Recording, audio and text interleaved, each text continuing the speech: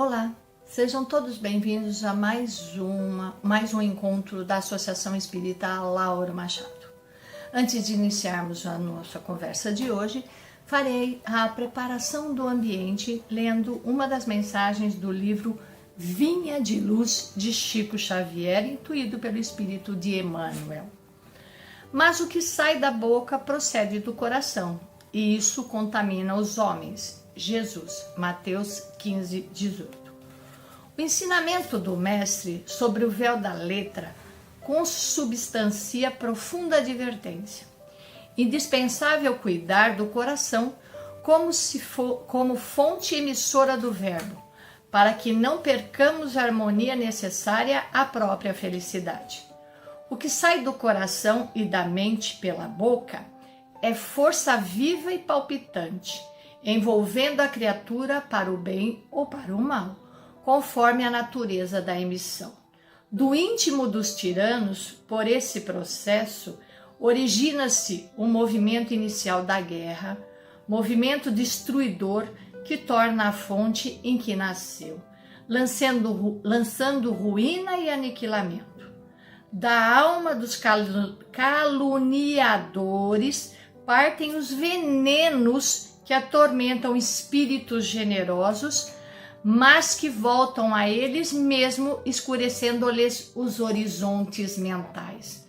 Do coração dos maus, dos perversos e dos inconscientes, surgem com o poder verbalista os primórdios das quedas, dos crimes e das injustiças.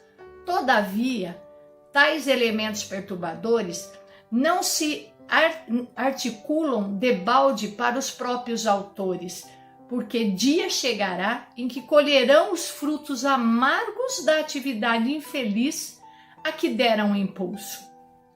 Assim também, a alegria semeada por intermédio das palavras salutares e construtivas cresce e dá os seus resultados.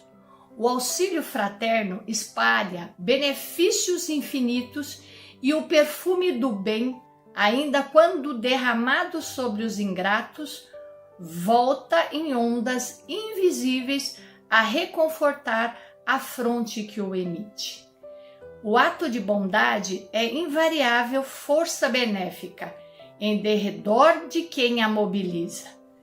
Há imponderáveis energias edificantes em torno daqueles que mantêm viva a chama dos bons pensamentos a iluminar o caminho alheio, por intermédio da conversação estimulante e sadia.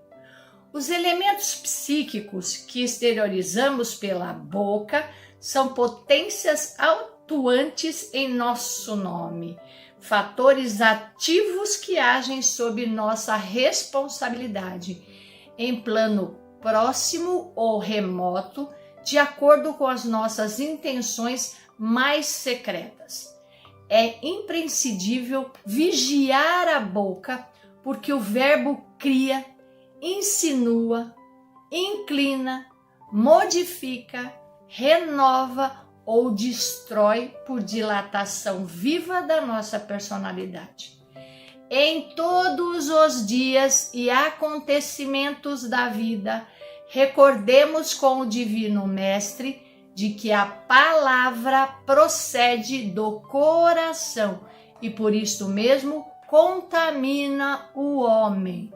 Olha que importante mensagem essa que nos esclarece a importância das palavras que saem das nossas bocas. Portanto, devemos ter muito cuidado com o que falamos, né? Vamos refletir sobre essa mensagem, essa linda mensagem de Emmanuel e Chico Xavier. Imbuídos então do desejo de que saiam sempre boas palavras de nossas bocas, palavras que possam trazer alívio e alegrias, vamos então nos concentrando, pedindo aos nossos mentores individuais, ao mentor da Casa Lauro Machado, ao mentor deste livro que estamos estudando, que tranquilize as nossas mentes, aquiete os nossos corações, para que possamos absorver o máximo possível os ensinamentos de hoje. Lembrando então que estamos conversando sobre o livro Vida Plena de Divaldo Franco, intuído pelo espírito de Joana de Ângelis. Hoje estamos no capítulo 3, cujo tema é Todos exultem, todos fiquem alegres, comemorem, fiquem felizes. Mas vamos ver por que tem esse tema esta aula. Exulta sempre que a dor te bater à porta, pois que estás sendo convidado à transformação moral para melhor. Joana de Ângelis, Divaldo Franco. Vamos pensar sobre esta frase, né? Sobre este convite, não é? Que está embutido nesta frase. Exulta sempre que a dor te bater à porta, pois que está sendo convidado à transformação moral para melhor. Então veja bem, a dor, o sofrimento, ele tem uma função na vida da gente. Ele acontece por uma razão. E os comportamentos e os sentimentos que virem a partir daí é que vão mostrar se nós estamos mesmos preparados, se nós estamos mesmos em outro patamar da evolução, ou se vamos ficar reclamando, questionando, brigando, resmungando por não entender por que aquilo está acontecendo conosco. Por que aquela dor, por que aquele sofrimento? Na doutrina espírita, aprendemos que dores e sofrimentos e perdas, elas não são castigos de Deus. Deus não é um pai que castiga. Deus é um pai que corrige, que nos ajuda a encontrar o caminho. Então, todas as dificuldades que se apresentam a nós devem ser encaradas como convite a transformarmos, a nos tornarmos melhores, ou seja, resignação, compreensão, confiança, humildade, responsabilidade, ou por atos desta vida ou por atos de vida passada. Estamos num planeta de provas e expiações. Estamos sendo provados para ver se já compreendemos ou estamos nos resgatando, recuperando de falhas que ainda não demos conta. Então, olha a importância desta reflexão. Vamos continuando aqui, né? E Joana de Ângelis, através de Divaldo Franco, nos diz: segure suas lágrimas, seus mentores estão ao seu lado para amparar nos desafios que se apresentam ao cristão decidido a evoluir espiritualmente, testando suas energias e seus valores mais nobres. Nem todos lhe conhecem e nem tu mesmo lhe conheces. Então, olha só que importante isso. Nós estamos cumprindo um plano que já fizemos, que já acordamos. E temos toda a providência divina vibrando e orando, torcendo e emanando luzes de força para que possamos concluir o plano que fizemos. Então, o que acontece? Óbvio que nós choramos, nós somos humanos, nós nos entristecemos, nós nos angustiamos, mas não podemos esquecer que estamos sendo amparados. E a importância da frase, ninguém te conhece, nem tu mesmo. Nós pouco sabemos das nossas capacidades, porque os nossos medos nos impedem de nos descobrir, a vergonha nos impede de nos descobrir. O autoconhecimento é fundamental para podermos acessar os recursos que estão dentro de nós e que a gente muitas vezes acredita que não vamos ser capazes de superar aquela dificuldade, capazes de aguentarmos aquela dor. Isso porque o vitimismo toma conta da sociedade moderna. Todos aguardam ser servidos ao invés de servir. Olha do que estamos falando. Vitimismo. Ou seja, ai, só comigo. Ai, porque isso está acontecendo comigo. Ai, eu não mereço isso. Quem somos nós para sabermos se não merecemos? Relembro mais uma vez. Nós estamos em processos de várias encarnações, ou seja, nós estamos num processo reencarnatório para nos purificarmos. Então, merecemos aquilo que está nos acontecendo. Fizemos por merecer, mesmo que tenha sido por ignorâncias do passado, por ignorância dessa encarnação presente, ou por ainda hábitos, vícios do nosso espírito. Então, temos que atentar para essa situação de vitimismo, de esperarmos que o outro nos salve, que o outro tire aquilo ruim, que o outro dê um jeito naquilo que está acontecendo conosco.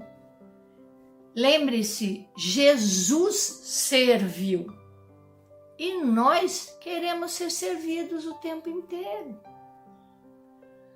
Paremos para pensar, refletir e vamos ver que muitas vezes nós nos postamos sim como pessoas que querem ser servidas. A gente fica pondo a culpa no chefe, a culpa no marido, a culpa na esposa, a culpa no filho, a culpa no governo. Não estou isentando-os de responsabilidades. Ao contrário, estou dizendo que nós também temos as nossas responsabilidades. Então, se postar como vítima é se colocar numa posição de alguém que não tem o que fazer. E na maioria das vezes não é verdade. Por exemplo, orar e vigiar é uma das nossas responsabilidades. Prática do bem é uma das nossas responsabilidades, dentre tantas outras. É sempre mais agradável observar do que agir, não tenho dúvidas disso. E a maioria de nós também não. Sem compromisso com a ordem, esperando que apenas um grupo tivesse o dever de tudo fazer em seu benefício, oferecendo-lhe o prazer de usufruir, de criticar e de justificar porque não fazes nada. Esse é um resumo do vitimismo. Mas olha que interessante, tem um limiar aí, né? É óbvio que é mais agradável observar do que agir. Nosso corpo tende ao repouso, né? Nós necessitamos de descanso, nós necessitamos de paradas.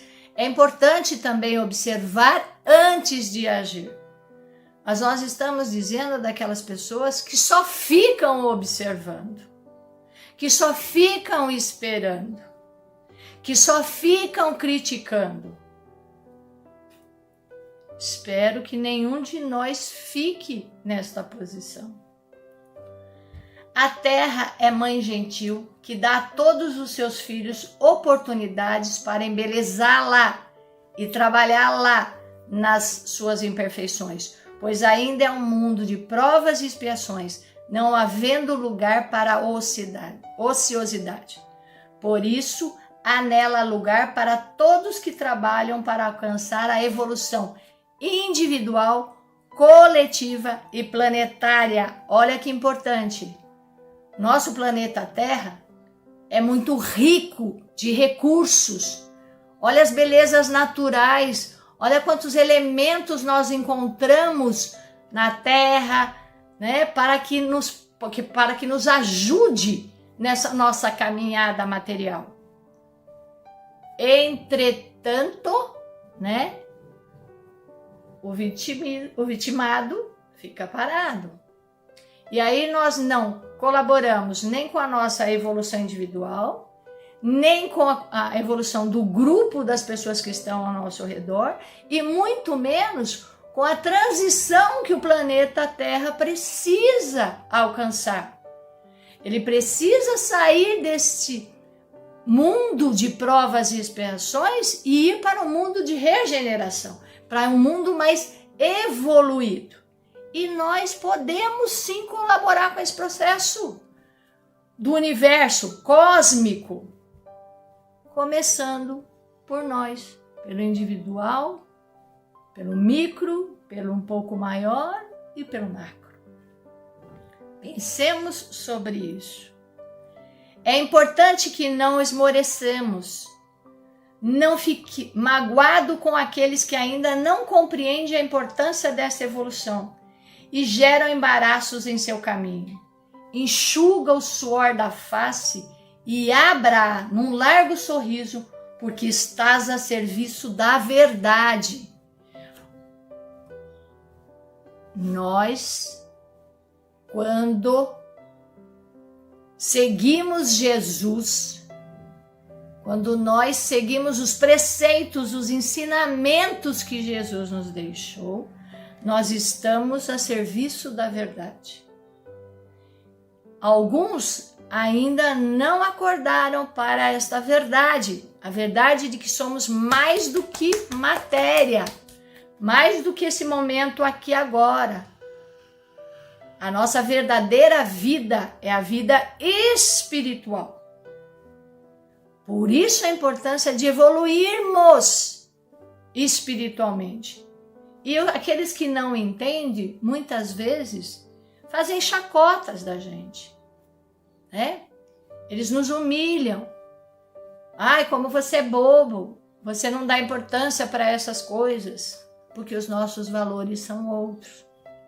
Como disse Jesus, o reino que desejamos não é deste mundo. Mas para alcançarmos o reino elevado junto ao Mestre Jesus, é preciso enfrentarmos o nosso orgulho, o nosso egoísmo, né? Banirmos os vícios, as paixões que ainda se encontram em nosso espírito. Uns não se encorajam a avançar, outros tombam no caminho, alguns se cansam e reclamam. Seja você aquele que avança, mesmo que o caminho seja árduo e ameaçador. Eleja a porta estreita apresentada por Jesus. Vamos lembrar então da porta estreita e da porta larga, né? Vejamos aqui nessa imagem. A porta estreita, o caminho estreito, é aquele mais tortuoso, com desafios, com pedras no caminho, né? Com uma série de abnegações que temos que fazer, com uma série de valores que temos que desenvolver e adquirir, né? Que exigem energia, força sim, empenho, mas empenho para uma conquista diferente daquela que a porta larga vai oferecer. A porta larga tem gente te oferecendo coisas o tempo inteiro, né? Que você também gasta energia para ganhar aquele dinheiro, para propinas, para encurtar alguns caminhos, em vez de ir lá botar, né, roubar, adquirir de formas não legais, nem do ponto de vista da justiça dos homens, nem de Deus. A porta larga te oferece prazeres esses que vão te atrasando na sua caminhada, né? Prazeres esses que aliviam a caminhada, mas que te tiram do caminho, tornando esse caminho mais longo. Ele é mais largo, mas mais longo. Lembra daquela história da pessoa que estava achando a sua cruz muito pesada? Foi cortando o pedaço e no fim da linha, para atravessar, para chegar na onde ela queria, a cruz não dava. Que não aconteça isso conosco, por mais sofrido que seja a nossa jornada com a cruz pesada. Nós vamos conseguir. Se ela foi destinada desse jeito para nós, é porque nós temos força e recebemos forças no mundo espiritual para que possamos conseguir. Então, olha lá, na figura que se apresenta o plano evoluído, porta estreita. O plano material, o plano desta única vida aqui, desses valores materiais, a porta larga te leva a ele, mas te distancia da verdade. Desde que compreendemos a função da reencarnação, que é a oportunidade de conquistar aprimoramento espiritual, evolução, tomamos a decisão de reabilitarmos-nos. Nós tomamos essa decisão. Este é um compromisso que firmamos antes de renascermos, quando estabelecemos o programa de evolução. Débitos e créditos foram examinados e o processo foi definido. Há tempo para plantar e tempo para colher. O que estamos plantando e o que esperamos colher. Não dá para plantar cactos e colher flores no final. Então, olha essa imagem. Várias encarnações, e a cada uma delas nós fomos fazendo os nossos planos para voltarmos aqui e irmos nos aprimorando, irmos evoluindo. Então, nós fizemos esses planos. Nós fomos ajudados a fazer esses planos. Nós tivemos que refletir para fazer esses planos. E o que estamos fazendo com eles aqui? O tempo inteiro está sinalizando para a gente. Esse é o caminho do bem, esse é o caminho do mal. Por aqui acontecem algumas consequências, por aqui algumas consequências. O livre-arbítrio sempre presente. Mantenha-se firme na caminhada, por mais longa que pareça a Via Crucis, assim como a Via Crucis de Jesus, né? Então, assim, ele foi firme lá. E nós estamos na nossa caminhada. A meta será o teu lugar de repouso das aflições. Evite as facilidades traiçoeiras da porta larga. Aquelas que iludem com promessas de caminhos mais brandos. Enfrente os obstáculos e eles te ensinarão a vencê-los. Não negocie, nem se engane, porque qualquer atividade não condizente com as leis da justiça e caridade só vão complicar a sua reabilitação. Não negues ajudas, mas é necessário cuidar também da sua própria e inadiável caminhada para a renovação. Importante essa frase. Não negue ajuda. Caridade é uma prática importantíssima para o nosso espírito. Mas não adianta vestir um santo despindo o outro. É importante que também olhemos para nós e darmos importância à nossa caminhada. E temos a humildade de pedir ajuda também. Não aceite que os companheiros transfiram para você a responsabilidade dos seus atos. Carregar um irmão que esteja cansado, Carregar um irmão que está sofrendo naquele momento de sofrimento ou para que ele descanse é caridade. Carregar um irmão porque ele está com preguiça, porque ele não tem vontade, porque ele fica se vitimizando, eu não estou ajudando. Ao contrário, eu estou reforçando o padrão de comportamento dele, que o afasta do caminho, que o impede de aprender nesse caminho. E atraso a minha caminhada também. Por isso que discernimento é fundamental. Ajuda, sim. Fazer pelo outro em alguns momentos. Ensinar a pescar é diferente de passar uma vida pescando para o outro. Precisamos refletir sobre como ajudamos, quem ajudamos e por que ajudamos. O problema não é a ajuda. O problema é o processo de ajuda, o contexto.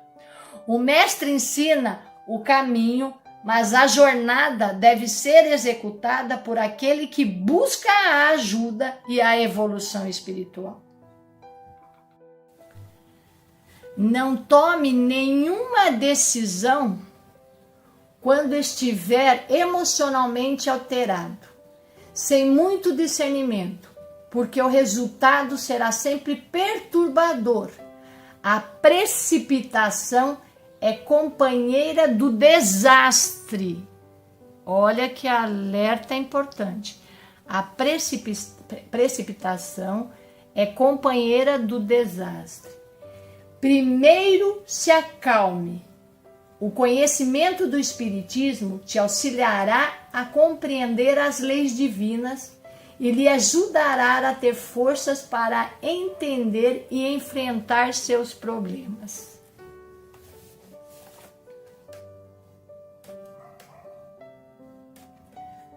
Olha que importante esse alerta, né? Veja bem, não tome nenhuma decisão quando não estiver emocionalmente equilibrado, porque seguramente você vai se arrepender depois, porque você está falando no calor da questão. Pode ser até que seja a mesma decisão, só que quando você consegue parar um pouco mais e pensar, você não só fala o que você tem que falar, mas você inclusive já ponderou as possibilidades das consequências daquela decisão que você está tomando, daquilo que você está falando. Lembra lá da preparação do ambiente, quando falávamos do cuidado com as palavras?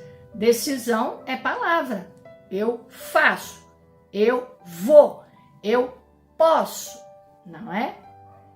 Mas quando a gente já tem clareza, segurança, fé daquilo que estamos tomando a decisão.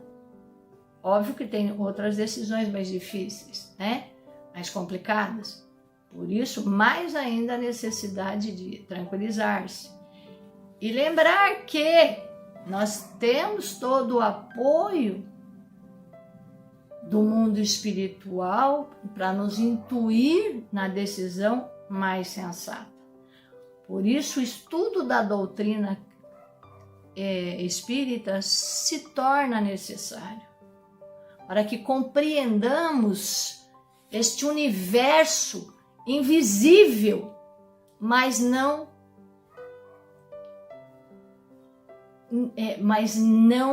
real. Nós não podemos vê-lo com os olhos humanos, mas eles estão presentes o tempo todo. Ver o botão da flor quando fechado é um enigma. Não sabemos como aquela flor vai. Mesmo que ela esteja num pé de flor, que tem outras flores daquela cor. Mas cada flor, cada rosa é uma flor. Então, ver o botão da flor quando fechado é um enigma. Lentamente se abre e o mundo de cor, perfume e vida desabrocha. Assim é a existência humana. de início enigmática, para depois se transformar num poema de triunfo e glória. Por isso, não chores, não lamentes e confie em Deus. Ele te ama. Alegra-te. Olha o recado que está dando para a gente. Nós somos uma caixinha de surpresa, muitas vezes para nós mesmos. Quantas vezes, independente da nossa idade, a gente vai perguntar: nossa, eu não esperava essa reação. Nossa, o que está acontecendo comigo? Poxa, que pensamento é esse? Nós, até o último suspiro desta encarnação, né, nós estamos nos descobrindo. Nós estamos na oportunidade de nos transformar, de nos elevarmos. Então, é preciosíssimo que abramos a nossa mente, abramos o nosso coração para a verdadeira vida, a vida espiritual. E passamos a nos comportar, passamos a praticar, passamos a nos voltar para as coisas da nossa alma, pois o espírito encarnado chama-se alma, ao desencarne, espírito. Mas muitas vezes são sinônimos, e são sinônimos. É apenas como é que ele está condensado aqui e como sem esse envoltório físico, ele continua a sua caminhada. A lição de hoje traz a importância de atentarmos para as nossas dores e os nossos sofrimentos, de que não os vejamos com tristeza, que nós exultemos, que fiquemos alegres pelas oportunidades de ainda podermos nos corrigir nesta jornada presente aqui na Terra. Óbvio que ninguém vai sair pulando de alegria porque está com dor ou porque está passando por uma situação difícil. Nosso espírito deve entender que aquele momento é um momento para aprendermos e devemos refletir o máximo possível sobre como vamos nos comportar na presença dessas adversidades da vida, pedindo sempre ao nosso Mestre Jesus que nos oriente, que nos dê força para que possamos passar por esses momentos como pessoas que escolhemos a evolução espiritual. Peçamos forças para poder superar as dificuldades que neste momento nosso corpo e nosso espírito está expurgando para poder se purificar. Reencarnação é um dos processos de purificação do nosso espírito. Que tenhamos forças para ter êxitos nessa nossa abençoada jornada. Obrigada pela atenção. Tenham todos uma excelente semana. Vamos então agradecendo esse nosso precioso momento com a oração que o Pai nos ensinou. Pai nosso que estais no céu, santificado seja o vosso nome. Venha a nós o vosso reino, seja feita a vossa vontade, assim na terra como no céu. O pão nosso de cada dia nos dai hoje, perdoai as nossas ofensas, assim como nós perdoamos a quem nos tem ofendido. E não nos deixeis cair em tentação, mas livrai-nos de todo o mal. Que assim seja, graças a Deus.